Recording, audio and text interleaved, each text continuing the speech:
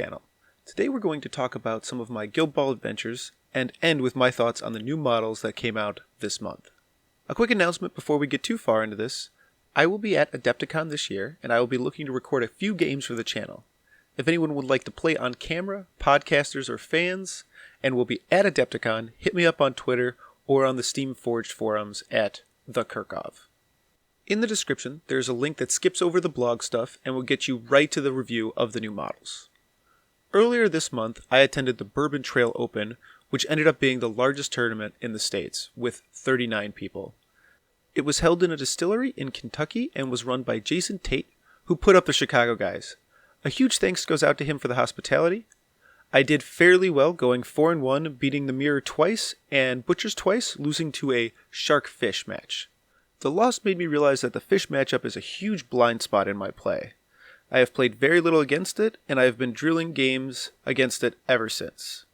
I played the fillet matchup twice, and good lord, did the fillet video with Jordan help out.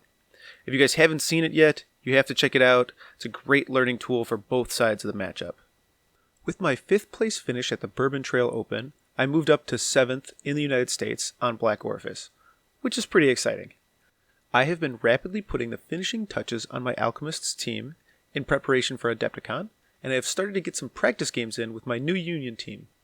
Look for them to be added to the channel soonish. With my update out of the way, let's move on to this month's new releases.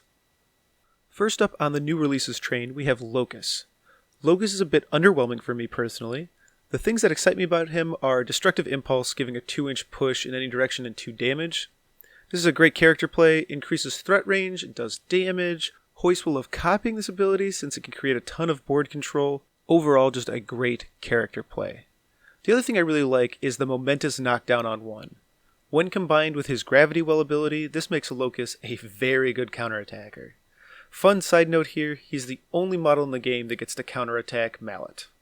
But that brings me to my issues with Locus. He is a 4/6 move with 1-inch reach. How does he ever get to anyone? And with his counterattack prowess, who would ever go near him?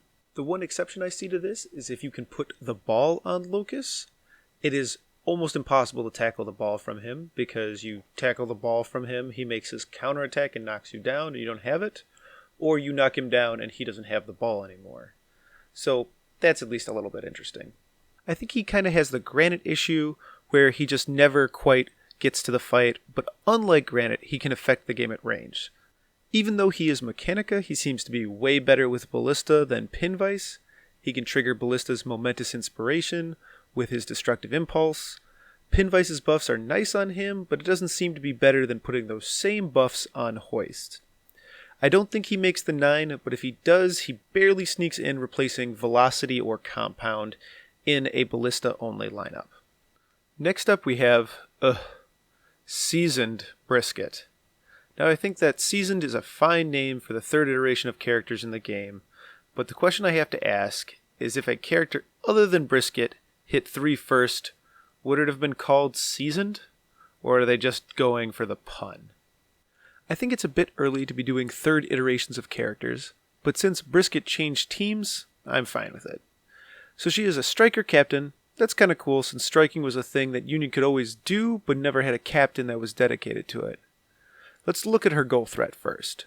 She can sprint 8 inches, use Route 1 for another 6, feet for 6 inches, and kick for 8 inches, for a total of 28-inch threat, plus or minus some base size from the feet. Obviously, this doesn't include the ball or any kind of playbook dodges she might have. The threat range is impressive, but when you consider that it requires a feat to get the maximum out of it, I think it's about pretty decent. When you mix this with I'm open to retrieve dead balls off already activated players, I think she's a fairly dangerous captain. Her character play, with a plum, resides in Magical Christmas Land in my opinion, since it's on the playbook and it's on column 4. But the option of having something that scores 1 point this season is really good, since it opens up mascot kills, even if triggering those points is a bit unlikely. Overall, her playbook is pretty nice. Always great to see dodge on 1, double dodge on 2 for counterattacks. She seems capable of doing decent damage for a striker captain. Compare her to Midas, who has 1 higher attack, but his Momentous 2 is on column 4 instead of on column 3.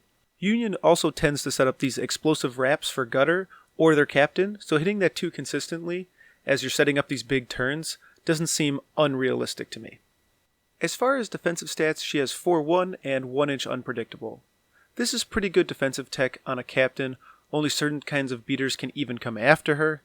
It will let her position very aggressively. Goal of the month seems a bit on the fluffy side to me, as it will likely trigger once every other game, but it will be nice when you hit it. Scores for fun is really interesting. Lowering the target number on goals is nuts when you consider that you can stack this with tap-in for goals on 2+. It is important to note that this is only during her activation, so her snapshot potential is reduced. There is also a really interesting play with her where you can use I'm open to have a player pass to her, then immediately take a snapshot off that pass. I mean, it is clearly better to spend influence, but the play is available to you if the situation requires it. And it is possible to take a 2+ snapshot by doing this play. The fact that she has the Sothisian characteristic really helps dial Mist up. When Mist has Shadow-like, he can largely pretend he is Vitriol. As far as fitting her into your roster, I think she straight replaces Blackheart. I think the only matchup that Blackheart does better than both Rage and Brisket is maybe Fish, just for Blackheart's counterattack and dodges, but I really need to test the matchup more. I am still very early in my Union career. Lastly, let's cover Crucible, the newest flex player for Alchemists. The first thing that strikes me about Crucible is that she is fragile. Sitting at 4-0 and 14 hit points, she is a whole defense below Vitriol and only picks up 2 HP. Now, she has Nimble to compensate for that, but I think turns where you can spare the activation and influence to use the ability will be few and far between. Crucible has a lot of really interesting things going on her, but ultimately I think she just barely sneaks onto the roster. Her playbook seems quite good for Alchemists, especially the momentous tackle on 2, which is really outside of our color pie. I think only Compound has momentous tackle in the entire faction. Yep, just Compound. Crucible can give out conditions that are currently affecting her, which is kinda cool and makes her hilarious into hunters. Hey Chikar, I'll take Bleed and Snare, and so will you. To go with this ability, she can choose to either take Fire or Poison at the start of her activation. Alright? Then there is her aura, which is what Smoke players have been dreaming about since the condition game started. Her aura makes conditions cost 1 more to get rid of, but it's range 4. Well, that's not very good for Smoke's at arm's reach playstyle, but it is really good alongside Midas and Cat 1. The other cool thing about this rule is that it affects Take a Breather and Command Mate, so it applies to healing, so you get the tax there as well. I only have a couple practice games in with Crucible, but it seems like the best way to play her is to have her follow around Catalyst 1 and just make shaking and healing near him annoying. Slip Past is a cool ability that doesn't really let you slip past, but it definitely has interesting placement and maneuvering implications. Reactive Solution is really good. It is essentially just a better Back to the Shadows, and if she's following Cat around, essentially somebody's always going to be on fire. I think Crucible fills the flex spot on the Alchemist roster. To explain what I mean, let's talk about drafting with Alchemists. Currently my roster is double captain, single mascot. If this is the case, your draft will go Mascot, Harry, then Vitriol every time. They will always be on the field, and they give away very little information about what the rest of your team will be. This leaves 3 spots: Captain, Catalyst, and Flex. Captain is fairly self-explanatory, and you will certainly be playing one of the Catalysts. The last spot is your Flex spot. The current competitive roster has Calculus and Compound in this slot for Blind or Rush Keeper, although more and more I am finding Horrific Odor to be useful. Crucible does not replace Harry or Catalyst. There's a bit of an argument that she could play the striker role for your team, but I think she is far behind Vitriol in that respect. And there is nothing wrong with that.